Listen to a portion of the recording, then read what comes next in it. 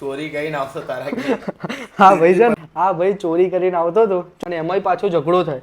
તો મિત્રો ફાઇનલી ચાલતું હતું અહીંયા એક ટેટુ, અને જયમીનભાઈ હમણાં કહેતા કહેતા કે આ ઉત્તરાયણની પહેલી પતંગ પકડી, અને કહેવાય ને કે એવું બોલ્યો કે પહેલી પતંગ પકડી એટલે યાદ આવી ગયા જૂના દિવસો. અને ગ્રુપમાં એક ભાઈબંધ એવો હોય કે આપણા જોડે તો પૈસા ના હોય, ચોરી કરીને લાવે કાં તો હંતાઈને પૈસા લઈને આવે અને ખૂબ મોજ કરાવે. એવો હતો મારો ભાઈબંધ ગણપત.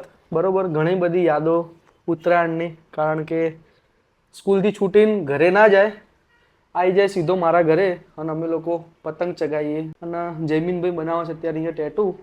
અમે બે ભાઈઓ પણ, જયમીનભાઈ અને હું, અમે પણ જ્યારે ઘેર પતંગ લાવે 4-5 કોડી, તો એમાંથી બી ભાગલા થાય, એમાંથી બી રાતે 1-2 પતંગ એકબીજાની ચોરી લઈએ.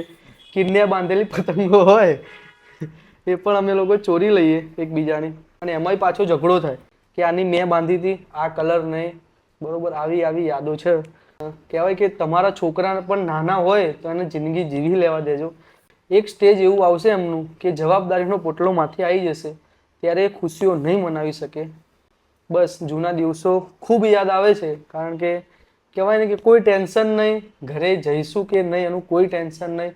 બસ ખાલી ઘરે આવ્યા, જમીન નીકળી ગયા, પતંગ લૂંટીએ, મસ્તી કરીએ, મેદાનમાં ફરીએ. કે ગણપત આવા છે દિવસો યાદ? આવો ને, કેમ ના આવે? કેવી મોજ કરતા હતા. બહુ ચોરી કરીને આવતો તારા ઘેર. હા ભાઈ છે ને, પતંગ લેવા માટે. હા ભાઈ ચોરી કરીને આવતો હતો. ચોરી એટલે મમ્મીને 2 ટાઈમ પૈસા માંગે, થોડી આપે, એટલે હંતાઈ હંતાઈને પૈસા લઈને આવે ગણપત. ગણપત એક સોંગ થઈ જાય મસ્ત, જૂના દિવસો યાદ કરે ને એ મસ્ત સોંગ લઈને સંભળાય દો. સપનો का वो आंगन कहाँ, दर्पण बता बचपन कहाँ, सीधा सरल था ये जीवन बड़ा, दर्पण बता बचपन कहाँ.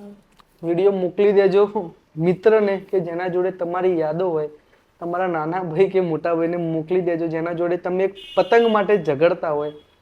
વિડીયો ગમે તો લાઈક કરજો, શેર કરજો. ટેટુ બનાવો હોય તો નંબર આપેલો છે ઇન્સ્ટાગ્રામ આઈડીને ફોલો કરજો.